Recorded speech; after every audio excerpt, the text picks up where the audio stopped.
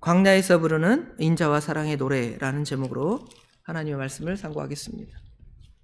광야에서 부르는 인자와 사랑의 노래. 오늘 제목은 먼저 표제에서 제목을 따왔습니다. 이 표제에 보면 다윗의 시 유다 광야에 있을 때 그랬죠. 그래서 광야에서 부르는 그곳에서 하나님을 찾고 갈망하고 앙모하면서 하나님을 찬송합니다.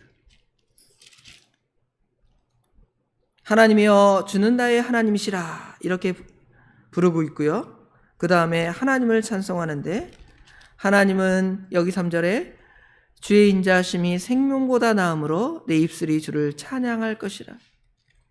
이러므로 나의 평생에 주를 송축하며 주의 이름으로 말미암아 나의 손을 들리다 이런 식으로 하나님을 찬송하고 있습니다. 먼저 첫 번째로 살펴볼 것은 우리가 하나님을 만나는 상황입니다. 하나님을 만나는 상황. 성도 여러분은 언제 하나님을 만나신다고 생각하십니까? 일반적으로 사람들은 그렇게 생각을 합니다. 착각을 한다는 것이죠. 우리가 잘 되고 성공하고 육신적으로 뭔가를 얻고 성취할 때에 내가 하나님이 함께 하시고 내가 하나님을 만났고 하나님이 나에게 주시는 기쁨이 크다고 생각을 합니다. 그러나 오늘 본문의 상황은 그렇지 않다는 것이죠. 오히려 하나님께로부터 오는 참된 기쁨을 누리는 상황은 도리어 그가 유대 광야에 있을 때, 유대 광야 그랬는데 아마 이 상황은 다윗이 광야로 도망한 상태겠죠. 늘 이 다윗의 어려운 상황들은 둘 중에 하나일 가능성이 높습니다. 하나는 다윗이 사울에게 쫓겨서 도망할 때의 장면이나 아니면 그의 아들 압살롬의 반역 때에 예루살렘을 떠나서 이런 황량한 곳에 거할 수밖에 없는 그러할 때에 자신이 왕으로서 승전하고 승리할 때보다 오히려 그러한 상황에서 3절에처럼 주의 인자가 생명보다 낫다라는 그러한 놀라운 찬양을 하게 되는 것이죠. 그리고 그러한 찬양은 내가 일평생 동안 하나님을 송축하고 주의 이름으로 말미암아 자신의 손을 들 수밖에 없는 그런 상황을 지금 오늘 본문에서 우리에게 말씀해 주고 있습니다. 어제의 말씀처럼 우리가 모세를 생각을 해봅시다. 모세가 하나님을 만난 상황은 어떻습니까? 모세가 하나님을 만난 상황을 생각하면 일반적으로 생각할 때는 모세가 애굽의 왕자로서 승리하고 승승장구하고 모든 사람에게 사랑을 받을 때에 그때 하나님이 그를 만나 주셔서 너 그거 포기하고 내가 이스라엘 백성을 구원하려 하는데 내가 너를 쓰겠다. 바로의 궁에서 너 신발 벗어라. 너 섰는 것은 거룩한 땅이니 나를 따라라. 그렇게 말씀하셨습니까? 결코 그러지 않습니다. 도리어 그가 애굽의 그 영화를 다 버리고 살인자가 되고 광야로 도망가서 40년 동안 처가살이를 하는 거예요. 그렇죠? 장인 이드로의 양떼를 치고 있습니다. 자기가 하나님의 일을 하겠다고 생각한 때는 40대 한참 전성기였는데 이제 하나님이 찾아오신 때는 그가 80세가 되어서 다 늙어갖고 이제 내가 무슨 일을 하겠습니까? 도저히 나는 할 수 없습니다. 이런 상황에 누가 찾아오십니까? 우리 하나님께서 찾아오십니다. 왜 그러면 하나님께서 그런 상황에 모세를 찾아오셨을까?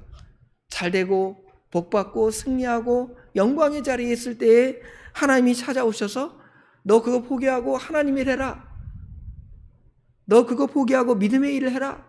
그렇게 말씀하신 것이 아니라 도리어 다 뺏기고 버려졌을 때에 하나님이 찾아오신 이유는 무엇이겠습니까?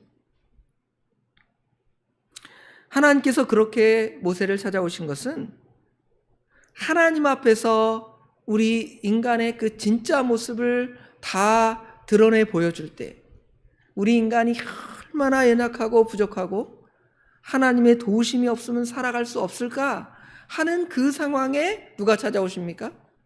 우리 하나님이 찾아오셔서, 야, 그게 바로 네 모습이다. 너는 아무것도 아니다. 너가 하나님의 일을 하려면 그렇게 비참한 상황이 네가 있음을 알고 너의 능력이 아니라 누구의 능력으로 그 일을 감당하라는 것입니까? 하나님의 능력으로 그 일을 감당하라고 하나님께서 우리를 그러한 상황에서 찾아오십니다. 우리 인간이 얼마나 연약한지를 알 수 있습니다. 사람들은 사람이 대단하다고 생각을 합니다. 사람들이 무슨 예를 들어 세계의 높은 산 꼭대기를 다 올라간다. 대단하다 그러죠. 남극이나 북극에 그렇죠? 막 등단하면서 대단한 사람들이다 그러잖아요. 인간이 대단하다고 한편으로 생각합니다. 그러나 다른 한편으로 보면 인간이 너무도 연약합니다. 여러분 이 코 막고 입 막고 몇 분이나 버티십니까? 1분, 2분. 그렇죠? 좀 능력 있는 사람 더 버틸지 모르겠습니다. 당장 손을 떼어낼 것입니다.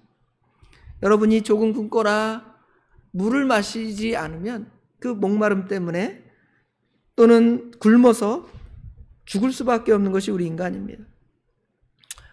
올 여름 참 더웠는데 하나님께서 비를 주셔서 감사합니다. 물론 비가 크게 와서 많은 사람들이 해를 입기도 하지만, 그런데 예를 들어 이 더위가 한 달 정도 더 된다고 상상을 해보세요. 끔찍하잖아요. 그렇죠? 우리 인간이 그렇게 하나님 앞에 연약한 존재라는 것을 압니다. 그렇게 연약할 때에, 그런 연약함을 우리가 알 때에 하나님께서 우리를 찾아오십니다. 하나님, 그리고 하나님이 찾아오신 그 장소가 과연 무엇인지를 여기에 말하냐면 성소, 그렇게 표현하고 있습니다. 여기 2절에 보면 두 번째로 내가 주의 권능과 영광을 보기 위하여 이와 같이 성소에서 주를 바라보았나이다. 광야에서 하나님을 찬송하는데요, 여기는 성소를 바라보았다 그랬죠. 그러면 지금 자신의 상황이 구약적인 상황에서 보면 성소라는 것은 거룩한 장소가 따로 있다는 것이죠. 예를 들어 거룩한 장소면 어디겠습니까? 구약의 성막 또는 성전, 그런 정도가 거룩한 곳이겠죠. 구약의 사람들은 그 바벨론 포로로 잡혀갔을 때 우리 다니엘을 예를 보면 다니엘이 예루살렘을 향하여 기도한 것을 알 수가 있습니다. 그런 정도의 개념으로만 우리가 성소를 바라보았다, 이런 개념으로 바라보는 것이 아니라 오히려 자신이 광야의 도망에 있지만 그 광야에서 하나님을 찬송하고 하나님을 만난 것처럼 우리가 처해 있는 이 위험의 상황, 곤란의 상황 가운데 그곳이 성소가 되어서 그곳에서 우리가 하나님을 만난다는 것이죠. 다윗이 있는 시대에는 예루살렘 성전은 아마 없었겠죠. 물론 다윗이 왕이 되어서 그 언약궤를 예루살렘으로 모시기는 하지만 뭐 그 이전에는 성막 이것이 실로에나 아니면 여러 곳에서 이렇게 다니면서, 그렇죠? 이런 상황이 있습니다. 그러면 그곳에만 하나님이 계신가? 그것이 아니라 자신이 광야에 있고 사막에 있고 황량한 곳에 있지만 하나님이 그곳에 나와 함께 하셔서 그곳이 나의 성전이 되는 것입니다. 성막이 되는 것이죠. 야곱을 생각해 봅시다. 야곱이 자기 형 에서를 피해서 바다나라로 도망을 가죠. 하나님은 어디에 계시다고 생각을 하냐면 우리 하나님은 우리 아버지의 하나님이니까 이삭이 있는 그곳, 아버지 이삭이 있는 곳에 우리 하나님이 계실 것이다 생각을 해요.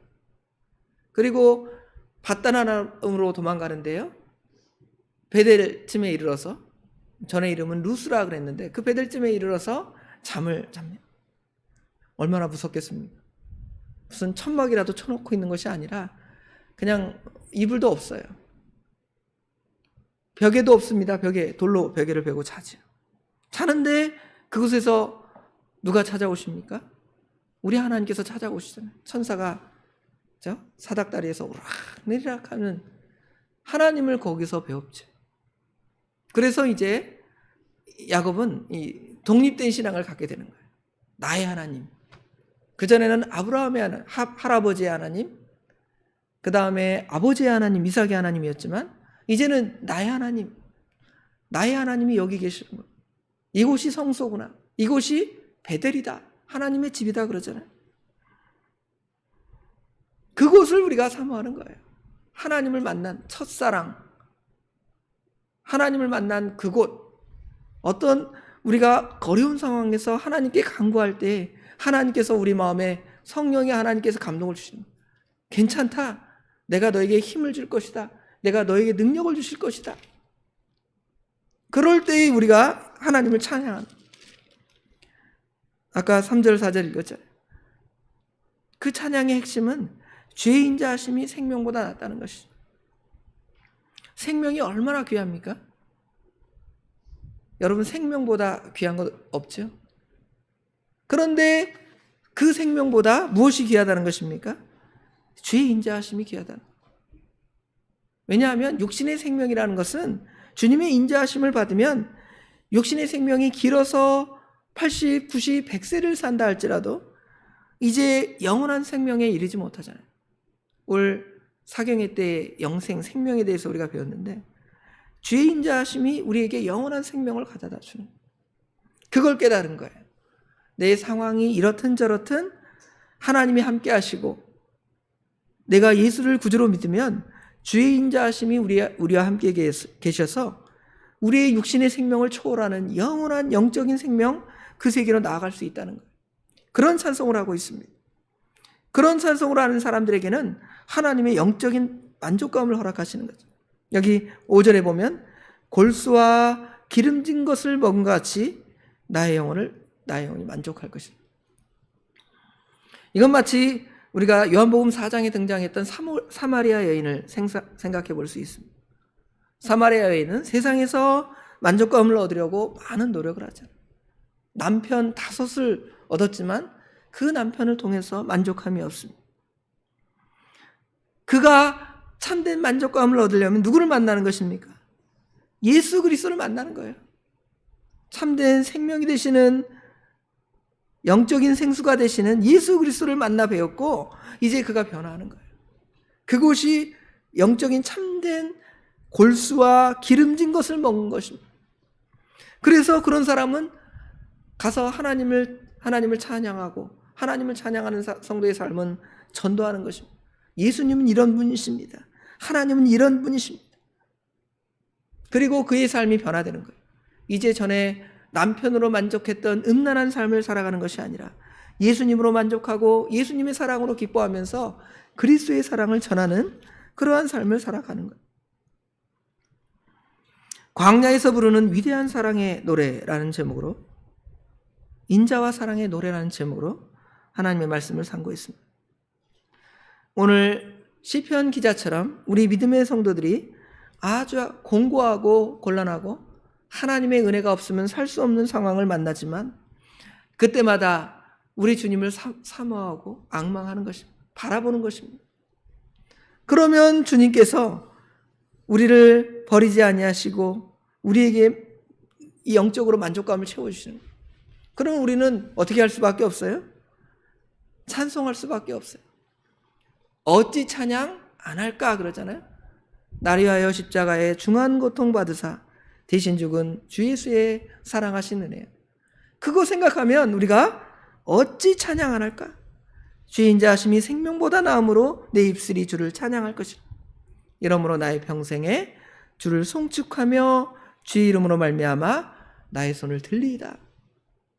이런 삶을 오늘 하루도 살아가는, 그런 영적인 은혜와 축복으로 하루를 살아가는 저와 성도 여러분 되기를 간절히 원합니다.